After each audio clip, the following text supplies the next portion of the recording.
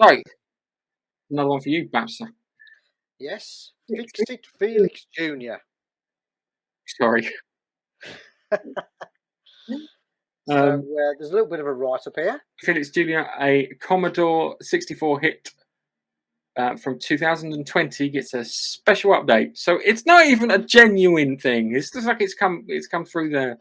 I could still remember how good Wreck-It Ralph was, a cartoon which followed the journey of a villain from an old 1980s arcade game that at the time in reality never really existed.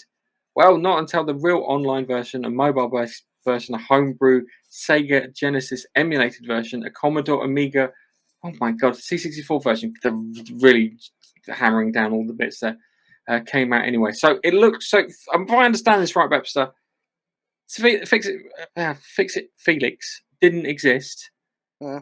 It was just made up for the Wreck-It Ralph movie, and then someone's gone, I'll make that, and then they made it on all these consoles and bits.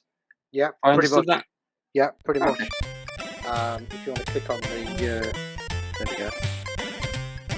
Click on the trailer. So I can turn the thing up, the sound so we can talk.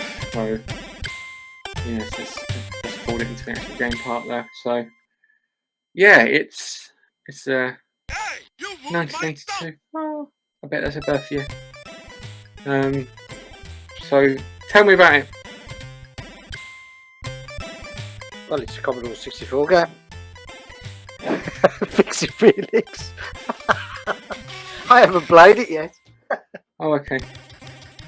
So it certainly looks, yeah, that's very 64. It's what do you call it? It reminds me of it's like the opposite of Rampage. Yeah. Because Rampage you have to smash the building until it collapses, but you have to fix the building. Yeah. And it doesn't collapse. There's also an element of Donkey Kong in it as well, isn't there? Yeah. Yes. You know, you've got barrels coming down. The character you could say is Kong. Yeah, he looks like Jumpman when he gets as long as it's Mario, but Jumpman gets the hammer so you can smash the barrels that are coming down the thing. Yeah. What strikes me with this game is, especially on the Commodore 64, it's known for the colour palette to be quite muddy and not very bright, which is where the Spectrum tended to have a brighter colour palette. But this is nice and bright, isn't it? Yeah.